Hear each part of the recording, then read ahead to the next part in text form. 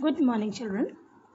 I hope you all will be fine and healthy at your home. Children, it's time to study.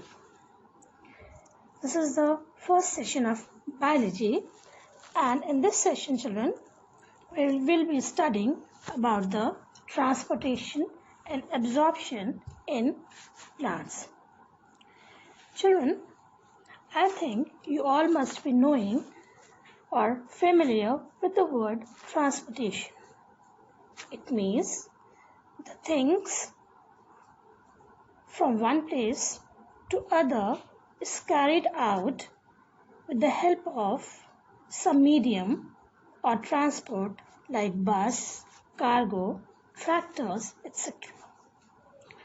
But children, in biology, transportation means the materials which are absorbed by the plant or which is manufactured by the plant, it is carried out throughout the plant body with the help of some specialized tissues, and those tissues are known as vascular tissues. Children, we all know that animals depend for food on others. We human beings cook food for us, and for this food it gives energy to us to perform various activities. Similarly, plants also need energy. Now this energy comes from the food which is manufactured by the leaf, and through this energy they perform their daily activities. I know, children, that plants do not have any movement, but still some functions are there which is carried out by the plants, and for these functions they require energy. You all know about the process of photosynthesis. That photosynthesis is the process in which green plants, with the help of chlorophyll and sunlight, they produce glucose and oxygen.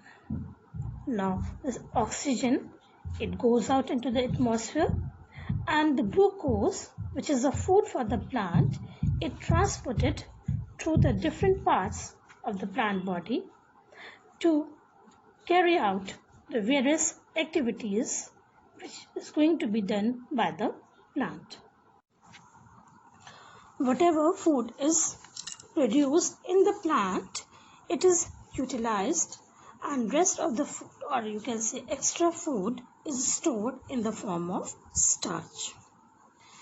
Children, I am using the word vascular tissue many times. Now you all know about the tissues. In previous classes, like in 7th, 6th, you have already learned about the tissues, cell, organ and organ system. Again, I am repeating that tissue is a group of similar cells which work together to perform a particular function. Means when a group of same types of cells, they work together, they form a tissue, and all cells, they have specialized for specific functions.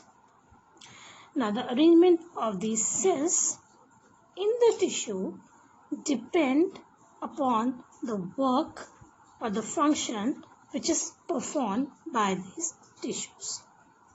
For example, children, for the function of taking the water from the soil to the upper parts of the plant, some tube-like structures are present inside the plant body, and these tube-like structures carry out the water from the soil to the upper part of the plant.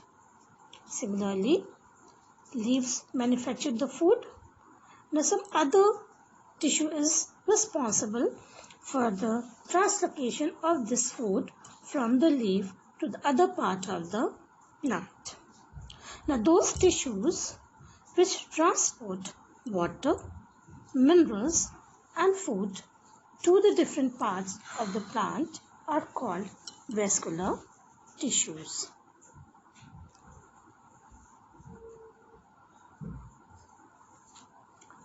There are two types of vascular tissues, xylem and phloem.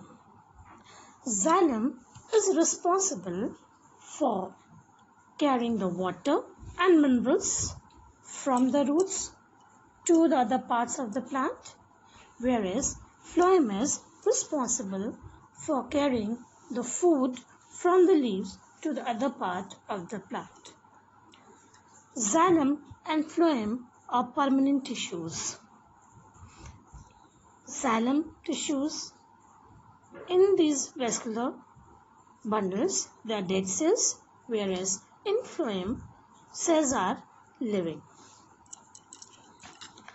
Children, all the parts of the plant like root, stem, branches and leaves, they all contain these two types of vascular tissues, that is xylem and phloem. Now these are the tissues which are tubular in shape. That means you must have seen the tube-like structures which is hollow from inside. Now these tube-like structures, they are arranged end to end, or they are piled up one upon other or one over the other. Now we'll discuss these two, xylem and phloem, in detail, how the absorption of water is done by these tissues. Children, there are two functions, main functions, osmosis and diffusion. Through this, water enters inside the plant body. You all know that water is present in the soil, minerals are present in the soil. So, which part of the plant is responsible for the absorption? That is the root. As you see, children, this is the magnified structure of a root cell. Now this root is responsible for absorbing the water and mineral from the soil. These root cells, they have thin hair-like structures arising from the outer epidermis of it. Now these root-like structures, they are known as root hairs. Now these root hairs, they continuously absorb the water and they increase the surface area of the root cells. Through these root hairs, water is absorbed in the plant body and it goes from downward to upward. These root hairs, they meant for the absorption and they are also meant for the surface, to increase the surface area for absorption. Children,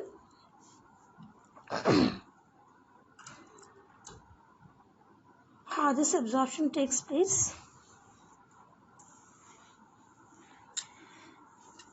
You know that water is present outside the plant body in the soil.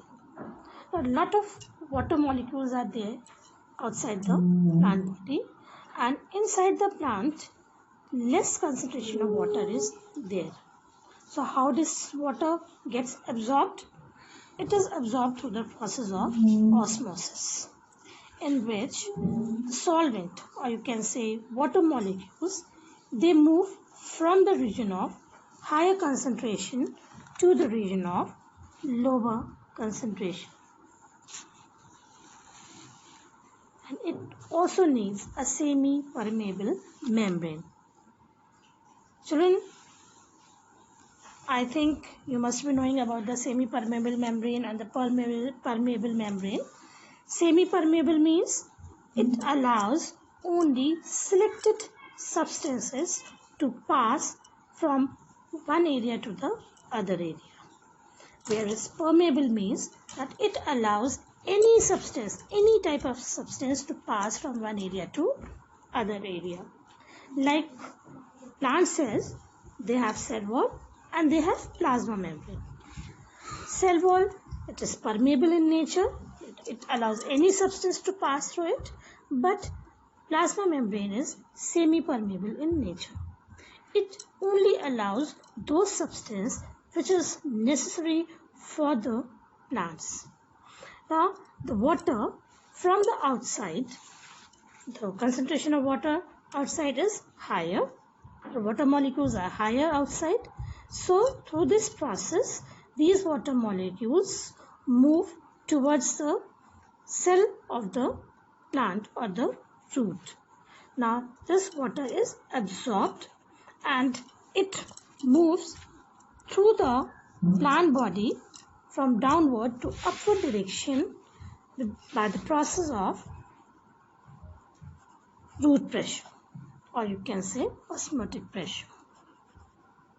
And this, due to this osmosis, these xylem cells, which are responsible for water transportation, they get filled up with water and they exert pressure on the side walls of the root cells. When the side walls of the root cells, they force the plant to force the water move upward against the gravity.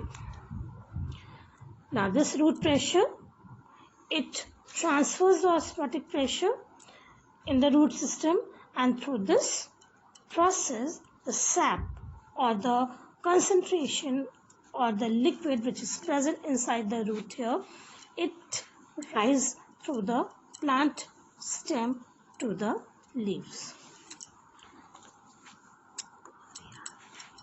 So children, see the diagram, process of osmosis.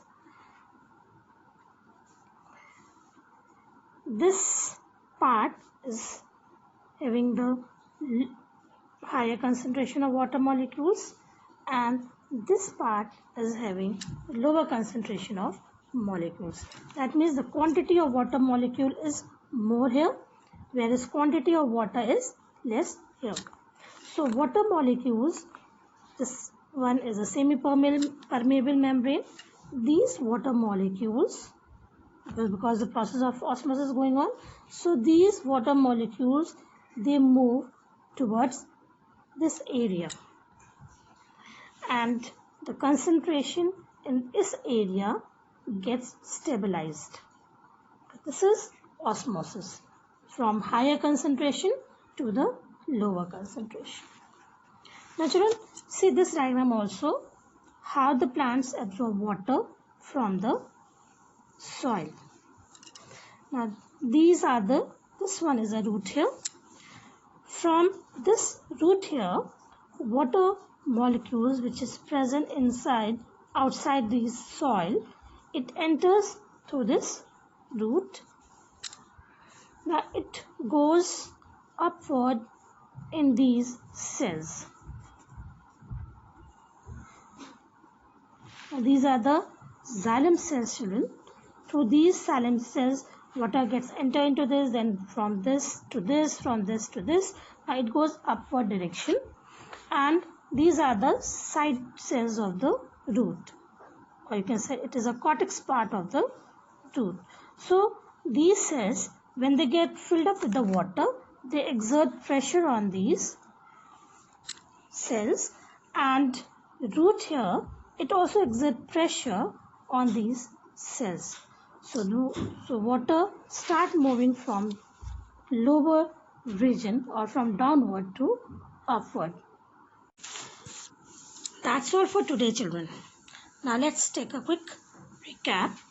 Today we have studied the transportation and absorption of water by the plant, the process of osmosis, that how through the process of osmosis water is absorbed by the plant. The process of osmosis is the movement of solvent or water molecules from the region of higher concentration to the region of lower concentration. So children, this is your homework. Now this homework is related to the osmosis. In this activity children, you are going to collect or take a large size potato, peel that potato and make a cavity in the center of the potato, a deep cavity children. Then its bottom, make it flat so it can be easily kept in a bowl. Take a simple bowl, whatever bowls are present in your home, take it and fill it, that bowl, half of the bowl with water. Then place this potato inside that bowl. Take a precaution children that this potato should not be merged in the water, but it should be half merged in water. Then in that cavity pour 20% of sugar solution. How do you prepare 20% sugar solution? Take 20 gram of sugar and 80 milliliters of water and make a solution and then put it in that cavity. Mark the level of the sugar solution and keep this particular activity for 2 to 4 hours. After some times, you will see the water level or the sugar level in the cavity shows rise. Why? Because the concentration outside the potato or the water molecules outside the potato is more in number as compared to the water molecules inside the cavity or the sugar solution. So water molecules, they move from higher concentration to the lower concentration through the semi-permeable membrane. Potato here acts as a semi-permeable membrane. So water molecules move from higher to lower concentration and there is rise in water level or sugar solution in the potato. So children, we'll continue the chapter in next session. Thank you.